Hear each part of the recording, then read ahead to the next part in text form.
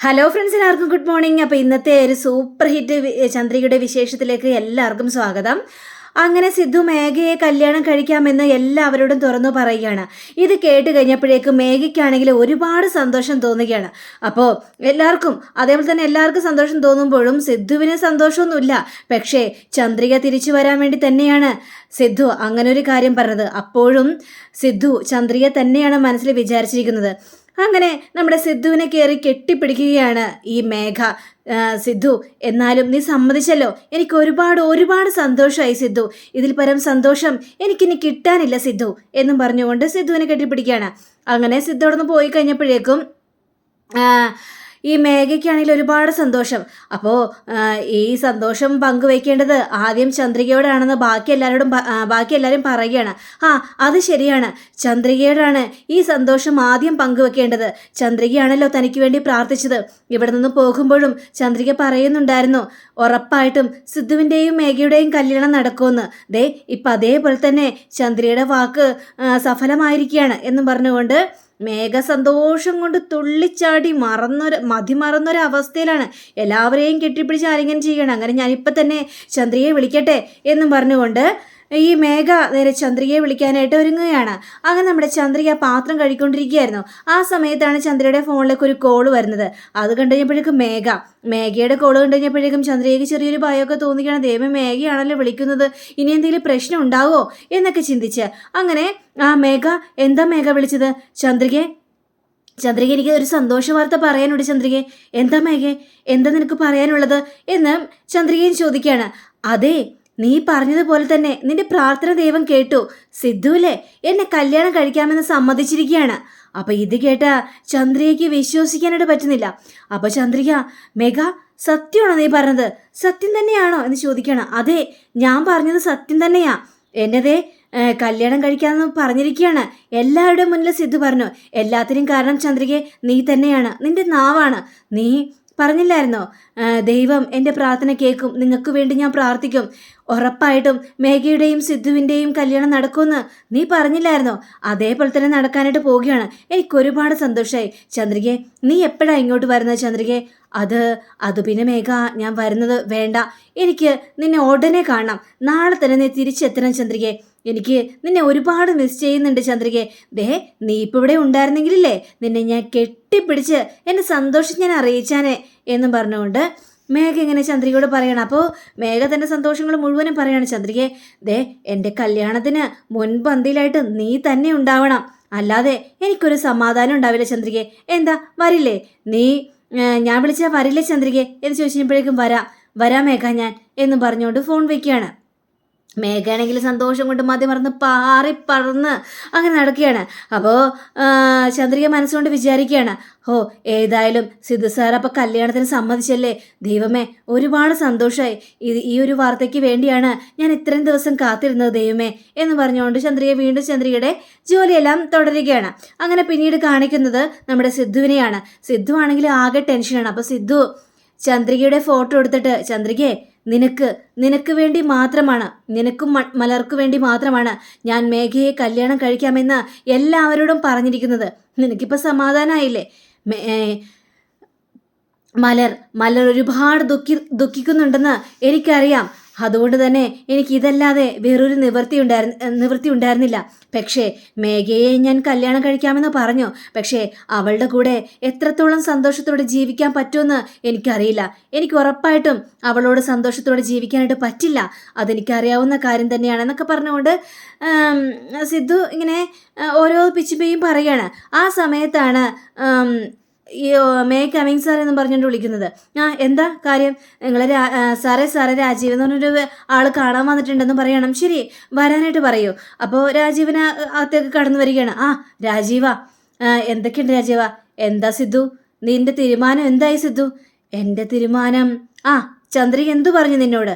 നീ അവിടെ പോയിരുന്നല്ലോ, എന്നിട്ട് ചന്ദ്രിക നിന്നോട് എന്താണ് സംസാരിച്ചത്? അപ്പം ചന്ദ്രിക പറഞ്ഞ കാര്യങ്ങളെല്ലാം സിദ്ധു ഒരു നിമിഷം ആലോചിക്കുകയാണ്. ദയവ് ചെയ്ത് സാർ, ഇനി ഞങ്ങളെ ശല്യപ്പെടുത്താൻ നിൽക്കരുത്, ഇങ്ങോട്ട് വരാൻ നിൽക്കരുത്. മേഘയെ സാറ് കല്യാണം കഴിക്കണമെന്ന് പറയണം, എന്നാൽ മാത്രമേ ഞാനും മലരും ഇനി ആ വീട്ടിലേക്ക് കാലെടുത്ത് കുത്തുള്ളൂ എന്ന് പറഞ്ഞ കാര്യങ്ങൾ മുഴുവനും ഈ രാജീവിനോട് തുറന്നു പറയുകയാണ്. എടാ, ഞാൻ അതുകൊണ്ട് തന്നെ മേഘയെ കല്യാണം കഴിക്കാമെന്ന് പറഞ്ഞടാ. ഇത് കേട്ട് രാജീവനാണെങ്കിൽ എന്ത്, നീ എന്താ പറഞ്ഞത് എന്ന് പറഞ്ഞുകൊണ്ട് അവിടെ നിന്ന് ചാടി എണീക്കുകയാണ്. അതേടാ, ഞാൻ മേഘയെ കല്യാണം കഴിക്കാമെന്ന് പറഞ്ഞു. നീ എന്ത് വിഡ്ഢിത്തരമാണ് സിദ്ധു ഈ പറയുന്നത്? മേഘയെ കല്യാണം കഴിക്കാൻ നീ പറഞ്ഞതോ? എന്തിനു വേണ്ടി നീ മേഘയെ കല്യാണം കഴിക്കാന്ന് പറഞ്ഞു? അപ്പോ നീ ചന്ദ്രികയുടെ സ്നേഹത്തിൽ ഒരു വിലയും കാണുന്നില്ലേ? അതിന് ചന്ദ്രിക എന്നെ സ്നേഹിക്കുന്നില്ലല്ലോ രാജീവ. പിന്നെ ഞാൻ എങ്ങനെയാണ് അവളെ സ്നേഹിക്കുന്നുണ്ടെന്ന് എല്ലാവരോടും തുറന്നു പറയുന്നത്? നിന്നെ ചന്ദ്രിക സ്നേഹിക്കുന്നുണ്ട്. നീ വിഡ്ഢിത്തരം പറയല്ലേ രാജീവ. ഞാൻ അവളോട് പല പ്രാവശ്യം ചോദിച്ചതാണ്. അപ്പോൾ അവൾ എന്നോട് പറഞ്ഞത് മുഴുവനും മേഘയെ കല്യാണം കഴിക്കുന്നതാണ്. അപ്പോൾ പിന്നെ അവൾ എങ്ങനെയാണ് എന്നെ സ്നേഹിക്കുന്നത്? എടാ, ചന്ദ്രിക നിന്നെ സ്നേഹിക്കുന്നുണ്ടെന്ന് 100% ഉറപ്പാണ്. പക്ഷേ അവളൊരു ഗ്രാമത്തിലെ പെണ്ണാണ്. അതുകൊണ്ട് ഇനിയൊരു 2ാം വിവാഹം കഴിച്ചു കഴിഞ്ഞാൽ നാട്ടുകാർ എന്തു പറയും എന്നുള്ളൊരു തോന്നൽ അവളുടെ മനസ്സിലുണ്ട്. ആ ഒരു ചീത്തപ്പേര് കേൾക്കാനായിട്ട് അവൾ തയ്യാറല്ല. അതുകൊണ്ട് തന്നെയാണ് അവളുടെ മനസ്സിൽ ആ ഇഷ്ടം നിന്നോട് തുറന്നു പറയാൻ പറ്റാത്തൊരു അവസ്ഥയിൽ നിൽക്കുന്നത്. അത് നീ മനസ്സിലാക്കേണ്ടതുണ്ട് സിദ്ധു. പിന്നെ നിന്നോട് ചന്ദ്രിക ഇഷ്ടമാണെന്ന്, നിന്നോട് എത്രമാത്രം ഇഷ്ടമുണ്ടെന്ന് നിനക്ക് ഞാൻ കാണിച്ചു തരാം, ചന്ദ്രികയിൽ നിന്ന് തന്നെ. നീ ഇങ്ങനെ അതും പറയരുത് രാജീവ. ഞാൻ അതും പറയുന്നല്ല. പക്ഷേ അങ്ങനെ ചന്ദ്രികയ്ക്ക് നിന്നോട് ഇഷ്ടമുണ്ടെന്ന് കാണിച്ച് ഞാൻ തന്നു കഴിഞ്ഞിട്ടുണ്ടെങ്കിൽ നീ ഉറപ്പായിട്ടും മേഘയെ കല്യാണം കഴിക്കരുത്, ചന്ദ്രികയെ തന്നെ വിവാഹം കഴിക്കും. അത് നീ എനിക്ക് ഉറപ്പ് തരണമെന്നും പറയാണ്. എങ്ങനെയാടാ, അതൊക്കെ എങ്ങനെയാണ് സാധിക്കുന്നത്? ഇപ്പോഴും ചന്ദ്രിക എന്നോട് എതിർത്താണ് സംസാരിക്കുന്നത്. അപ്പം പിന്നെ ഞാൻ എങ്ങനെ ഇതെല്ലാം മുന്നോട്ട് കൊണ്ടുപോകൂടാ? ഇതൊക്കെ ഇങ്ങനെ ചോദിക്കുകയാണ്. എടാ, കൊണ്ടുപോകാനായിട്ട് പറ്റും. പക്ഷേ മേഘ ഒരിക്കലും നിനക്ക് ചേർന്ന പെണ്ണല്ല. നീ അവളെ മറന്നേ മതിയാവുള്ളൂ. അവളടുത്ത് നീ ഒരിക്കലും യോജിക്കാനായിട്ട് പോകുന്നില്ല. ചന്ദ്രികയെ മറന്നുകൊണ്ട് അവളോടൊത്ത് നിനക്ക് സുഖമായിട്ട് ജീവിക്കാൻ കഴിയുമെന്ന് നിനക്ക് തോന്നുന്നുണ്ടോ സിദ്ധു? ഒരിക്കലുമില്ല. നിനക്ക് സുഖമായിട്ട് ജീവിക്കാനായിട്ട് കഴിയില്ല എന്നൊക്കെ പറഞ്ഞുകൊണ്ട് ഇങ്ങനെ കാര്യങ്ങളെല്ലാം പറയുകയാണ്. നീ കണ്ടോ, ഇതെൻ്റെ വാക്കാണ്. ചന്ദ്രികയ്ക്ക് നിന്നെ ഇഷ്ടമാണെന്നുള്ള കാര്യം ഞാൻ തുറന്നടിച്ച് പറയിപ്പിക്കുക അവളെ കൊണ്ട് തന്നെ എന്നും പറഞ്ഞുകൊണ്ട് ഈ രാജീവിനടുത്ത് പോവുകയാണ്. അപ്പോൾ രാജീവിൻ്റെ ആ ഒരു വർത്തമാനമൊക്കെ കേട്ടുകഴിഞ്ഞപ്പോഴേക്ക് സിദ്ധുവിന് വിശ്വസിക്കാനായിട്ട് പറ്റിയില്ല. സിദ്ധു ആണെങ്കിൽ ഇവരെന്ത് പിച്ചുമ്പേയും പറയുകയാണ് എന്നൊക്കെ ചിന്തിച്ചാണ് സിദ്ധു നിൽക്കുന്നത്. അങ്ങനെ നമ്മുടെ സിദ്ധു ആണെങ്കിൽ ആകെ ടെൻഷൻ അടിച്ച് നിൽക്കുകയാണ്. ദൈവം ഇനി എന്ത് ചെയ്യുമെന്ന് അറിയാൻ പാടാത്തൊരവസ്ഥ. ഇനിയിപ്പോൾ ഏതായാലും സിദ്ധു പറഞ്ഞല്ലോ ചന്ദ്രികയ്ക്ക് തന്നോട് ഇഷ്ടമുണ്ടെന്ന്. അപ്പോൾ ഇനിയിപ്പോൾ അത് തെളിയിക്കണം, അതുമാത്രമേ നിവൃത്തിയുള്ളൂ.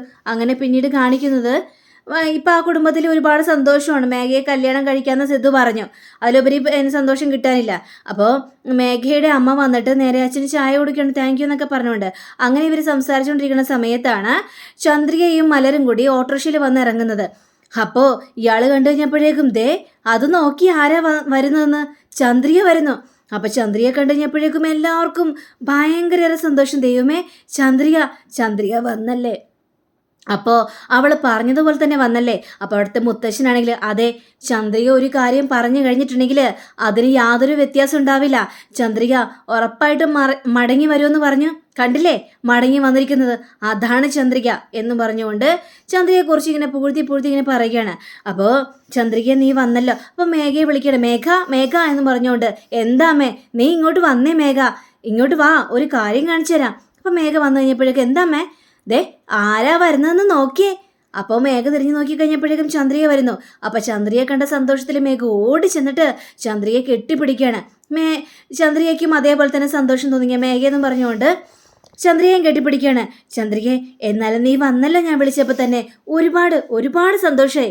കണ്ടില്ലേ, എന്നെ സിദ്ധു കല്യാണം കഴിക്കാമെന്ന് പറഞ്ഞിരിക്കുകയാണ്. എല്ലാത്തിനും കാരണം നീ തന്നെയാണ്. നിന്റെ പ്രാർത്ഥന മൂലമാണ് സിദ്ധുവിൻ്റെ മനസ്സ് മാറിയത്. എനിക്ക് ഒരുപാട് സന്തോഷമായി, ഒരുപാട് നന്ദിയുണ്ട് ചന്ദ്രികയെ എന്നൊക്കെ പറയുകയാണ്. അപ്പോൾ ഇതൊക്കെ കേട്ട് കഴിഞ്ഞപ്പോഴേക്കും എന്തിനാണ് മേഘ എന്നോട് നന്ദിയെല്ലാം പറയുന്നത്? പിന്നെ നിന്നോടല്ലാതെ പിന്നെ വേറെ ആരോടാ നന്ദി പറയേണ്ടത്? നീ തന്നെയാണ് എല്ലാത്തിനും കാരണം. അപ്പോൾ മേഘയുടെ അമ്മയാണെങ്കിൽ ചന്ദ്രിക, നീ ഇല്ലാത്തത് കൊണ്ടേ ഈ വീട് ഉറങ്ങിയതുപോലെയായിരുന്നു, ഞങ്ങൾക്കൊന്നും ഒരു രസം ഉണ്ടായിരുന്നില്ല. അപ്പം മേഘയാണെങ്കിൽ അതെ, അത് പറഞ്ഞ സത്യം തന്നെയാണ്. നിന്നെ ഒരുപാട് മിസ് ചെയ്തു. നീ ഇല്ലാത്തത് കൊണ്ട് ഇവിടെ ഒരുപാട് അനുഭവിക്കേണ്ടി വന്നു. ഇവിടെ ഒന്നും നടക്കില്ല നീ ഇല്ലെങ്കിൽ, അത് ഉറപ്പുള്ള കാര്യം തന്നെയാണ്.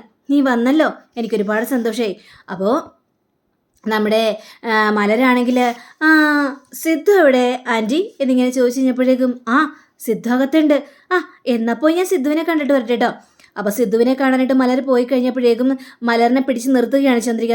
മലരെ അവിടെ നിൽക്ക്, ഇപ്പം ഒന്നും കാണേണ്ട ആവശ്യമൊന്നുമില്ല, നിനക്ക് സ്കൂളിൽ പോകണ്ടേ? പക്ഷെ എന്താ ചന്ദ്രിക ഇത്, കൊച്ചു വന്നതേ ഉള്ളൂ, അതിനു മുമ്പ് തന്നെ സ്കൂളിൽ വിടാനോ? ഇനി നാളെ വിട്ടാൽ മതിയെന്നേ. ഏയ് പറ്റില്ല മേഡം, ഇപ്പം തന്നെ വിട്ടാലേ ശരിയാവുള്ളൂ. കാരണം കുറച്ച് ദിവസത്തെ ക്ലാസ്സൊക്കെ പോയല്ലോ, അപ്പം പിന്നെ വിട്ടില്ലെങ്കിലേ ശരിയാവില്ല എന്നും പറഞ്ഞുകൊണ്ട് ചന്ദ്രിക അങ്ങോട്ട് കയറി ചെന്ന് എല്ലാവരുടെ അനുഗ്രഹമൊക്കെ മേടിക്കുകയാണ്. പിന്നെ ചന്ദ്രികയെ നാളെ തന്നെ ഷോപ്പിംഗ് എല്ലാം നടത്തണം, കല്യാണത്തിനുള്ള ഒരുക്കങ്ങളെല്ലാം ചെയ്യണം. കല്യാണത്തിന് ഒരുപാട് ഷോപ്പിംഗ് ഉണ്ട്. ചന്ദ്രികയെ നീ എൻ്റെ കൂടെ തന്നെ ഉണ്ടാകണം. അപ്പം ഇത് കേട്ട മേഘയുടെ അമ്മയാണെങ്കിൽ ആഹാ, നീ അപ്പം ചന്ദ്രിക വരാൻ വേണ്ടി കാത്തിരുന്നതാണല്ലേ, കൊള്ളാലോ. അതെ, ചന്ദ്രികയായിട്ട് പോകുന്നതാണ് എനിക്കിഷ്ടം എന്നും പറഞ്ഞുകൊണ്ട് ഇവരങ്ങനെ സന്തോഷത്തോടെ കാര്യങ്ങളെല്ലാം പറയുകയാണ്. അങ്ങനെയും കാണിച്ചുകൊണ്ടാണ് ഇന്നത്തെ റിവ്യൂടെ അവസാനിച്ചിരിക്കുന്നത്. അടുത്ത റിവ്യൂവിനെ കാത്തിരിക്കുക, സബ്സ്ക്രൈബ് ചെയ്യുക. എല്ലാവർക്കും നല്ലൊരു ദിനം ആശംസിച്ചുകൊണ്ട് തന്നെ നന്ദി, നമസ്കാരം. Thank you see again, by.